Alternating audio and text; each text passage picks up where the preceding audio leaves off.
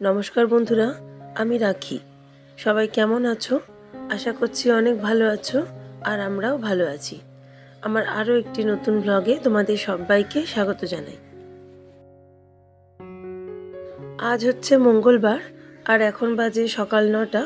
আমি এখন থেকে আমার ব্লগটা স্টার্ট করছি। দুই ছেলেই স্কুলে আর কলেজের জন্য বেরিয়ে গেছে। এখন আমি পুরো ফাঁকা, বেশ 2-3 ঘন্টা সময় হাতে পাবো। তো এখন আমি চটপট করে রান্না করে নেব, বাজার গুছিয়ে নেব, আর যে সকালবেলার দিকে টুকটাক কাজগুলো আছে সেগুলো করে নেব। গতকালকে যে পালং শাকটা আনা হয়েছিল সেটাই আজকে রান্না করব। এর জন্য এখন কেটে নিচ্ছি। আর তার সাথে করব ব্রকলি আর গাজর দিয়ে একটা তরকারি। রান্নাটা বসিয়ে দিয়ে আমি ওদিকে বিছনাগুলো গুছিয়ে নেব। আর বাসি ঘর তো সকালে একবার ঝাঁট দেওয়া হয়ে গেছে। বেলার দিকে কাজের দিদি আসবে আর একবার ঝাঁট দিয়ে মুছে দেবে। পালং শাকটা কেটে নিয়েছি, এবারে ভাজাটা বসিয়ে দেব। তার আগে সিঙ্কে টুকটাক কয়েকটা বাসন ছিল সকালবেলার, চায়ের বাসন, তারপরে ছোট ছেলে দুধ খেয়ে গেছে সেই বাসন 2-1টা ছিল, সেগুলো ধুয়ে পরিষ্কার করে নিচ্ছি। আমার ব্লগগুলো যদি তোমাদের দেখতে কিছু ভালো লেগে থাকে, প্লিজ একটি লাইক কমেন্টের মাধ্যমে জানিও। আর এরকম ব্লগ যদি তোমরা আরও দেখতে চাও, চাইলে আমার চ্যানেলটাকে সাবস্ক্রাইব করে আমার পাশে থাকতে পারো।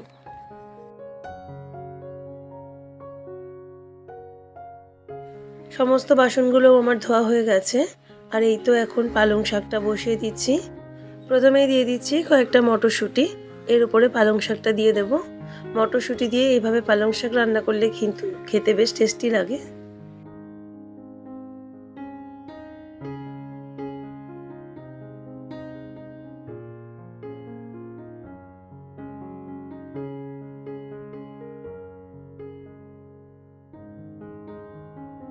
আর দেখতে দেখতে আমার পালং শাকটাও ভাজা করা হয়ে গেল।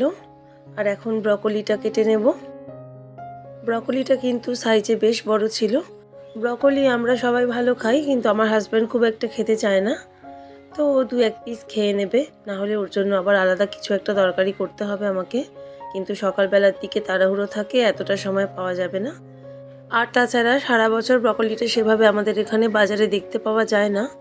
তো শীতকালটাই যেহেতু খুব বেশি পাওয়া যায়, তাই চেষ্টা করি শীতকালে যতটা সম্ভব ব্রকলিটা বাচ্চাদেরকে খাওয়ানোর আর নিজেরাও খাওয়ার।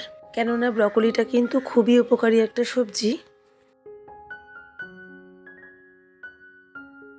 আর এই তরকারির মধ্যে একটা বড় সাইজের আলু দিয়ে দেবো, তার জন্য আলুটা কেটে নিলাম।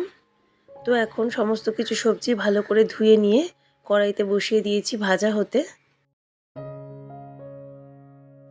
এরপরে সমস্ত সবজিগুলো ভাজা হয়ে গেলে তুলে নিয়েছি এবং আলুটাকে ভালো করে ভেজে নিয়েছিলাম। তারপরে মশলাটা কষিয়ে তরকারিটা বানিয়ে নিয়েছি।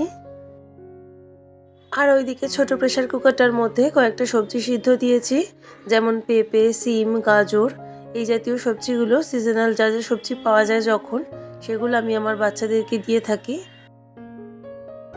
সমস্ত সবজিগুলোকে সবসময় তরকারি বানাতে পারি না, কারণ আমার হাজব্যান্ড সমস্ত সবজি খায় না। তাই ওর জন্য আলাদা করব, আবার আমাদের জন্য আলাদা করব। আর আমিও সেই রকম একটা তরকারি খুব একটা পছন্দ করি না খেতে। তবে বাচ্চাদের তো দিতেই হবে, না হলে কিন্তু ওদের ইমিউনিটি পাওয়ার গ্রো করবে না। তাই আমরা যেহেতু ভেজিটেরিয়ান, তাই সমস্ত সবজি, ফল এইগুলো সবসময় আমি ওদেরকে দেওয়ার চেষ্টা করি যতটা সম্ভব। আর কথা বলতে বলতে আমার রান্নাটা পুরো কমপ্লিট হয়ে গেছে। আর এখন ঠাকুরের কাপড় চোপড়গুলো ধোয়া শুরু করে দিয়েছি। সিঙ্কটা ভালো করে মেজে নিয়েছি। আর গতকাল সকালবেলা যে এগুলো ভিজিয়ে রেখেছিলাম, তো এগুলো কেচে পরিষ্কার করে রোদে মেলে দেব। বাথরুমে আমি কখনোই ঠাকুরের জামা কাপড় কাচি না। ঠাকুরের জামা কাপড় কাচার জন্য আমি এই সিঙ্কটাই ইউজ করি।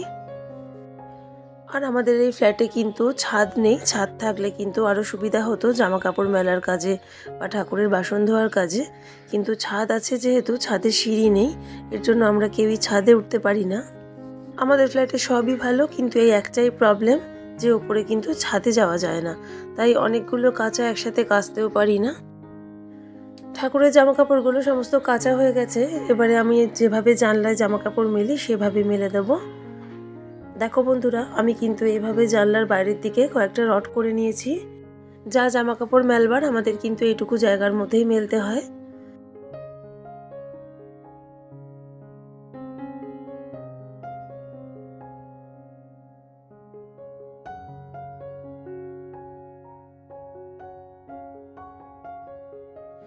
এই টুকটাক কাজগুলো কমপ্লিট করে কিন্তু আমি স্নানটা করে নিয়েছি, যেহেতু ছেলেকে আনতে যেতে হবে। আর তোমাদের তো আজকে লাঞ্চ সকালবেলা দেখিয়ে দিয়েছি, পালং শাক ভাজা আর ব্রকলির তরকারি করেছি।